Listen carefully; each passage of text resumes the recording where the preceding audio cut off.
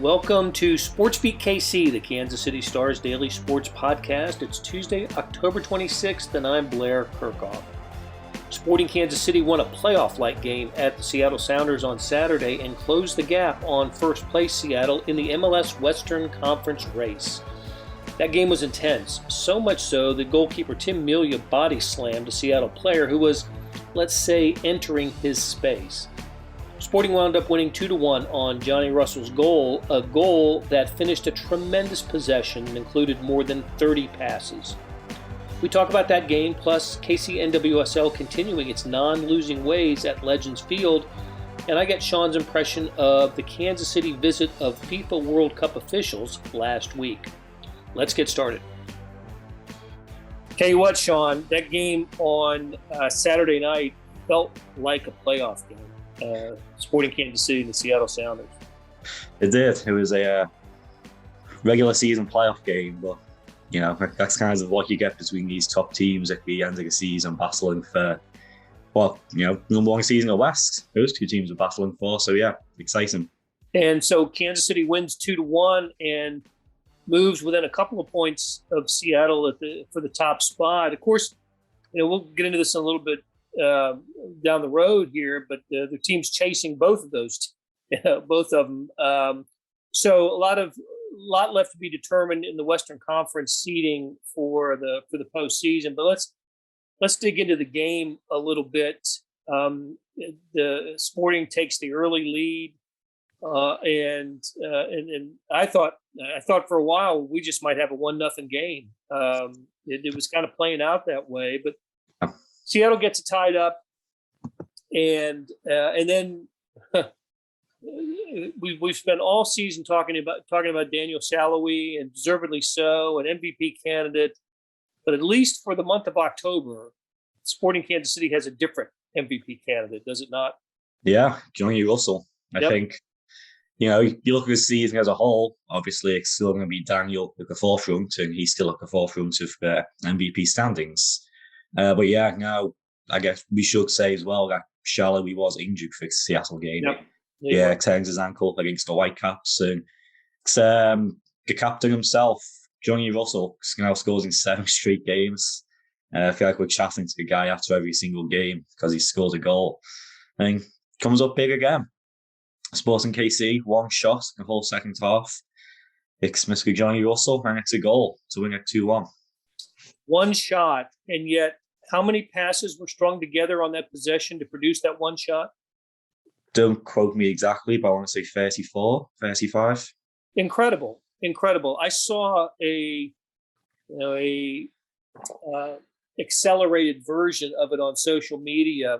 I don't know how long how much time elapsed for that, but that was beautiful soccer. Absolutely beautiful to control it for that many passes for that long a time, to produce the Roger Espinoza opening to find Johnny Russell, who put it away with a beautiful goal, a typical Johnny Russell goal too, right from the right side with the left foot. Yeah, no, that was a really interesting goal of a mix between possession football and counter-attacking football as well. As we said, 34, 35 passes, but ball ends up at Tim Melia's feet, passes out to Ilie. Seattle tries to press as they've been doing all game, and basically from Ilie to Espinoza to Russell, that's all it took. Just, long possession to get to that point, but then there was a couple of passes that just completely broke down Seattle's press, and ball was in the back of the net. So yeah, it was a really interesting mix between a possession type goal while it still felt like a counter-attack. It did, and I've glossed over it, but Sporting took a 1-0 lead on a first MLS goal. Yeah, Mr. Remy Walter. There was a little bit of luck to it in that. Yeah, it's again great play down the right with Russell, cooks the ball across, Scaddy's shot is blocked, and it comes out to Remy Walter on the edge of the box, and great shot. Takes a bit of a flick off the Seattle defender's head as he's trying to clear it, but goal's a goal.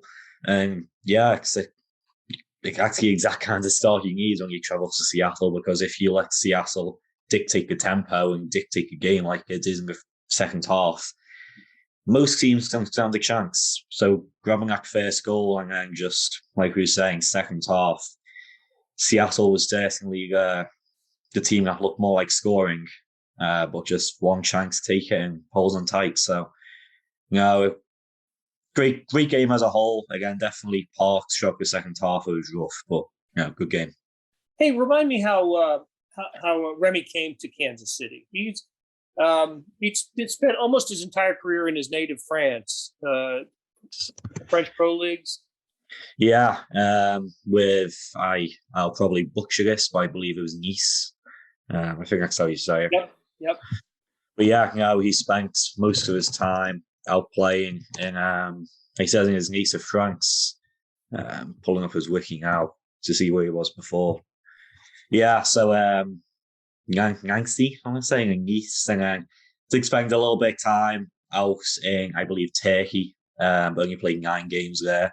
And then, Sporting KC picked him up. And I know as a player that Sporting were looking at for a while, and it just kind of finally came together. Biggest start of the season. Yeah, he's been a nice add for this team. Mm-hmm. Okay, one of the reasons that it felt like a playoff game was the chippy play and the and no play or no moment reflected that more than the Tim Melia body slam.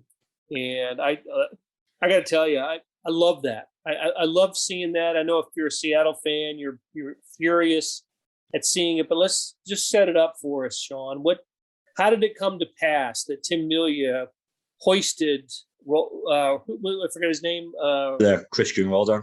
Roldan, yeah, picked him up from behind and gave a move that a pro wrestler would be proud of. Oh, I know. The Rock quote tweeted it on Twitter. He was breaking it down as well. So, Roldan is just backing into Melia. And, you can't be an outfield player and back into a goalkeeper gap. It's a free kick going Sporting's way.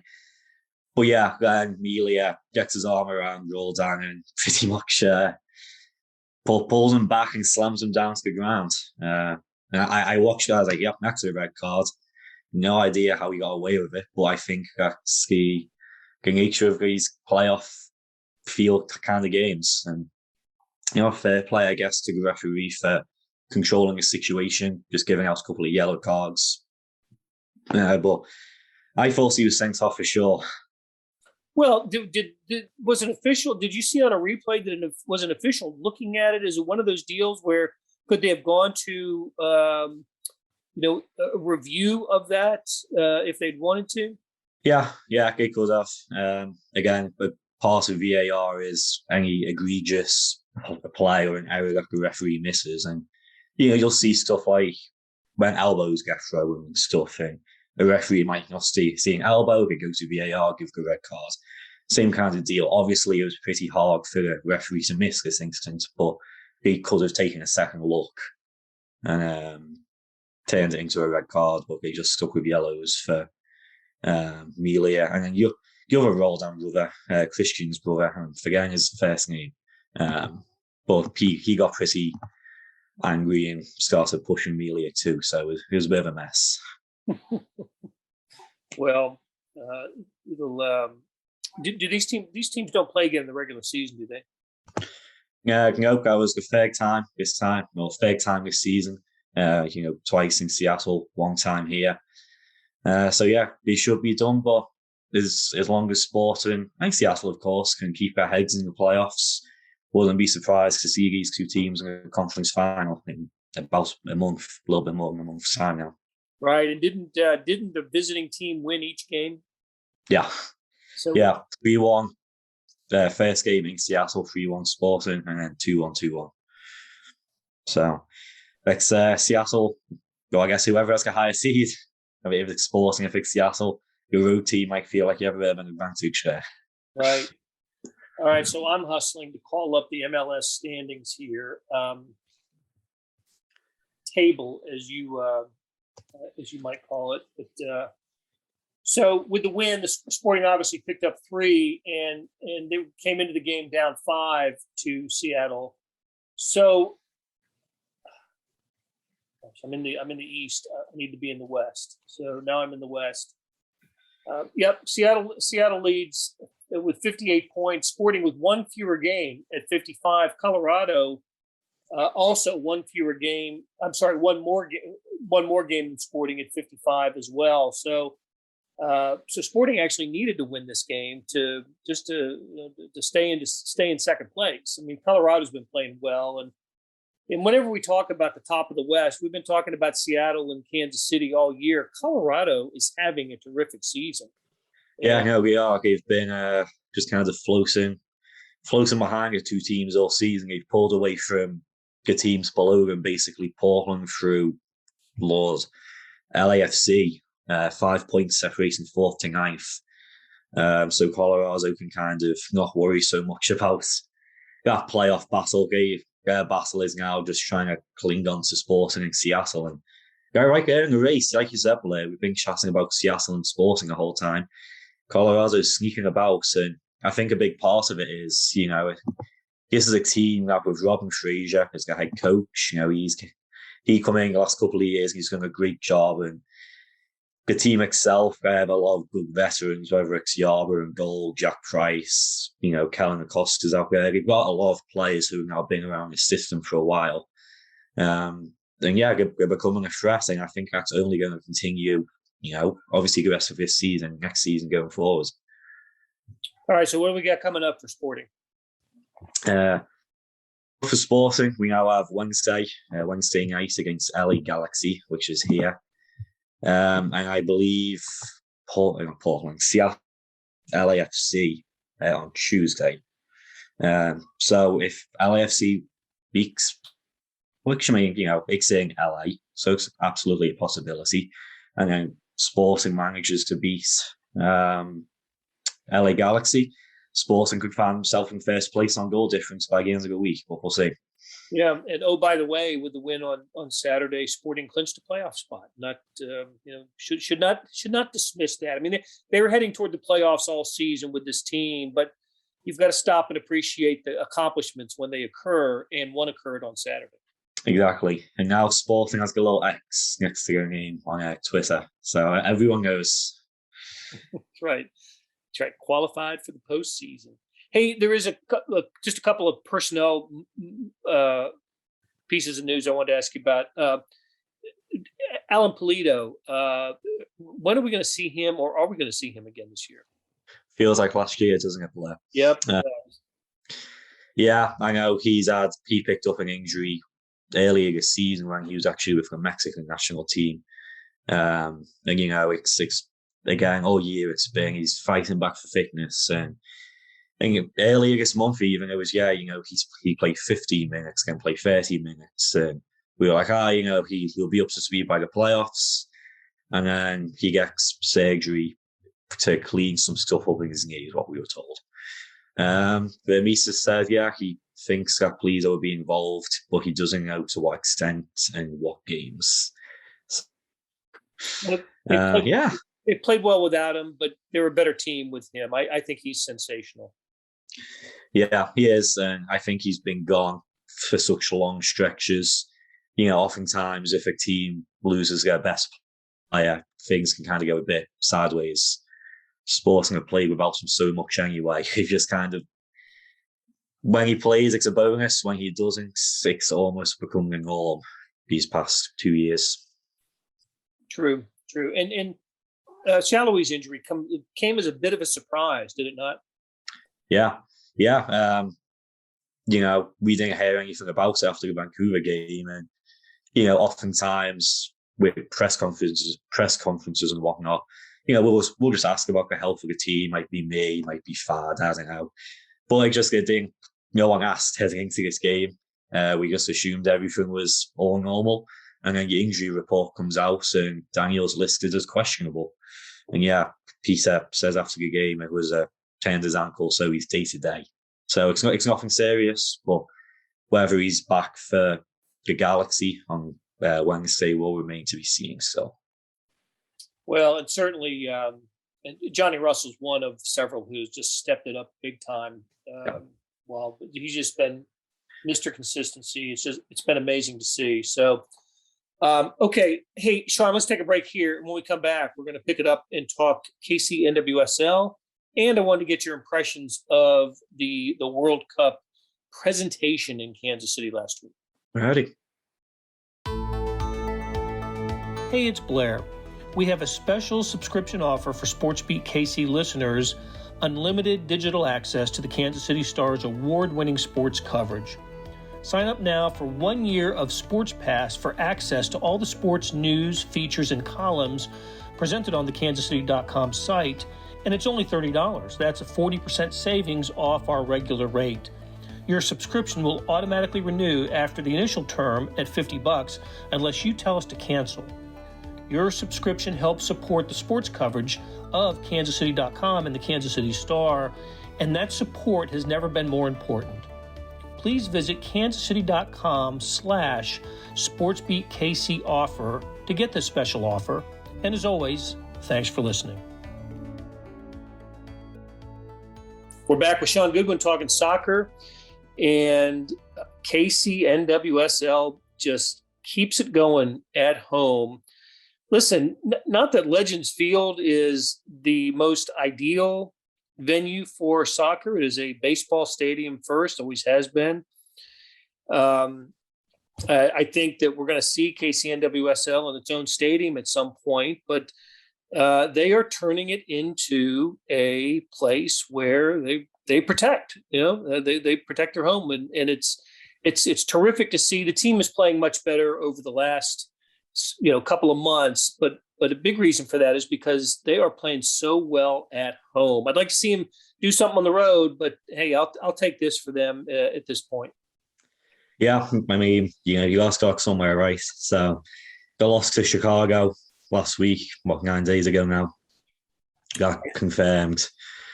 He didn't win a single game on the road, so that's definitely something to build upon next year. But it's got a 1-1 draw with Gotham this past weekend on the Friday. Is now 7 games undefeated at home. So, like you said, it's a baseball field and going to be moving into Children's Mercy Park next year, as we've said several times. But yeah, they've turned a little baseball field, turned soccer fields into a little bit of a fortress. So, good on them. And I think everyone from the players, the coaching staff, the organisation, the fans will be happy to see them moving to Children's Mercy Park. But I think they'll miss Legends Field a little bit. They're finishing strong, and there'll be a little bit of Legends Field and the club's heart going forward, I think.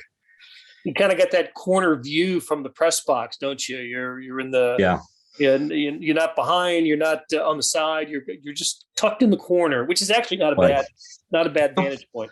I remember when they first announced they were going to be playing at Legends Field, and I was like, how's the pitch layout going to be, and where am I going to be sitting? What's my viewpoint going to be? And I remember being a little peeved. Like, that doesn't seem like a great view, but no, it's not. Obviously, it's not ideal, but it's perfectly fine. It's treated me well. And yeah, I'll miss that little press box up there too. Well, you got one more opportunity to sit in there and then to bid it farewell with the OL Reign coming to town on, was it this week? Yeah, this coming Saturday, final game of the season. So it's a 8 p.m. kickoff. It's a little bit later. But lots of different playoff implications for many teams, not called Kansas City, but KC can still play a part in the playoff picture for sure. Hey, we'll wrap up their season the next time we talk, but just and what happens in the regular season finale is not going to change your viewpoint of this, but how about just give us a little preview on how you'll feel about this inaugural season, and then we'll expand on it later. Yeah, I guess without going too deep on it, it's a team that, they've come together, new coaching staff and everything, and it didn't look good for a while. I mean, you being behind the scenes a bit more, being at practices, you could see the work was being put in. And I think what this season showed is an organisation willing to take risks on the field. When you look at the trades, and one that's willing to stick by its philosophies and its coaching staff. Again, I've chatted to Hugh about this, and like any coach, they don't listen to the noise on social media and stuff. But I've seen people being like, it's, good coach is the problem, get rid of a good coach, blah, blah, blah. Again, and knowing Hugh more personally as well, I know that he's been working all season to implement a system. He's not strayed from it, and I think we're finally seeing the results. And good on him for sticking by that. And I think heading into next season, it can only continue to improve, right? So as a whole, yeah, it's a season which the team finishes in last place, but there were also improvements throughout the season. It wasn't a completely lost cause, let's say that. There you go. Okay, again, we'll elaborate on it next week or next time we talk. So, okay, Shaun, you and I were sitting next to each other last week when FIFA officials, this was on Thursday, FIFA officials were in town to tour not only Arrowhead Stadium, which is where World Cup games would be played, but also practice facilities and the city in general, as Kansas City looks to become one of the 11 in the United States to host World Cup games in 2026. It's a joint venture with Canada and Mexico. The Canadian, 2 cities in Canada, 3 in Mexico are going to get, already have been assigned. They're going to get games. And the only bidding process is with the United States. So 17 cities are bidding for 11 spots. How do you think Kansas City did in the hour that we were in the Power and Light District living room, not behind any closed doors, not having any, I guess off the record conversations, or maybe you did, I don't know, but for at least for the public portion of the presentation, were the right things said? Anything that made you raise your antenna? What did you make of that day in Kansas City? Yeah, I think I just want to say the event itself was, obviously a really nice event. Joe's barbecue, being the FIFA delegation, everyone else. But now from what was said and whatnot, I learned that Clark Hunt is a much bigger soccer guy than I originally thought. He says he's been to 11 of the last 12 World Cups, which really impressed me. And, people were saying the right things and stuff. I don't think it was anything groundbreaking until we got to the FIFA vice president. And, he said some good, and the board, I guess the director who was with him, who was, I'm forgetting his name, I can't think if you remember it. Well, Colin Smith was the director of events. I don't have his title in front of me. They were just 2 FIFA officials, high-ranking FIFA officials, and of course Victor, and I will botch his last name, so I'll just leave it at that. He is also the CONCACAF president, so he knows Kansas City. Was here over the summer during the World, the Gold Cup, so this wasn't new to him. And but for the other FIFA official here, I think he was seeing Kansas City for the first time. Yeah, he was, and he sounded impressed, and I think a lot of what they said as well, it was more in the words they said, and things like just don't try to be, and this isn't a direct quote, but don't try to be something you're not. Just be, be Kansas City, be what you are, and that's how you get good bidding. It doesn't matter about the size of the city. It doesn't matter that we're not a Los Angeles or a Miami or New York or whatever. But, as long as the soccer infrastructure is there, which Kansas City does have, it sounds like promising. Now, I was chatting to Catherine Fox, who is the director of the KC 2026 bid. She was saying that, one of their big things is transport. So that's something that they've been trying to figure out, whether it's a shuttle service between the downtown area and out to Arrowhead, and just other transportation issues around the city. But she also says, if they get the bids, they then have until 2026 to figure it out. So I think that's their main concern right now. But everything else seemed really positive. I agree. Look, I think for the officials from FIFA who are touring the United States, all 17 sites, I'm sure they have different levels of enthusiasm for receptions wherever they go. They go to New York or LA. I think the conversation's different than when it is in Kansas City. And in New York and LA, it's, are we going to get the final? And in Kansas City, it's like, please give us anything. We'll take we'll take our little pool play and be really, really happy about that. So Kansas City did what it had to do. It's one of, if not the smallest market bidding. I know Cincinnati is in there, Nashville as well. They're all sort of in the same population demo, but of the smaller cities that are bidding, nobody has enthusiastically embraced soccer over the last, 25 years than Kansas City has, fashioning itself as a national soccer capital. We can debate whether that's true or not, but at least they put it on a T-shirt in Kansas City. So I agree with you. I think Kansas City did a good job, and we'll know first quarter 2022 when we expect to hear an announcement. Yep, that's the hope. First or second quarter at the latest. Well, 2022 we should know.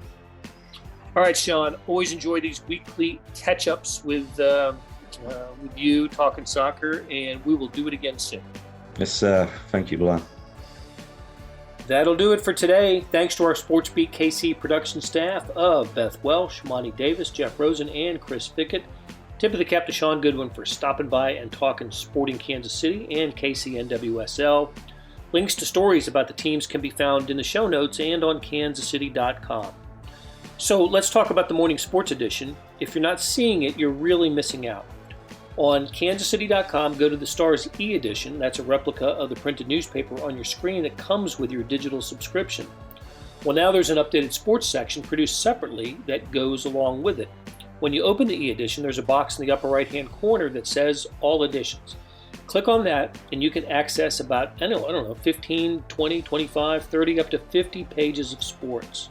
Maybe you get a link in your email. I do. It's there by about 6 a.m. every morning, but however you get it, it is access to complete coverage of the previous day's sports, news, features, statistics, everything. It's fantastic. Hey, look, thanks for reading the Star and listening to our podcast lineup. You're helping support the best sports and news coverage in Kansas City, and we cannot produce programs like SportsBeat KC without you. We'll be back on Wednesday with another episode.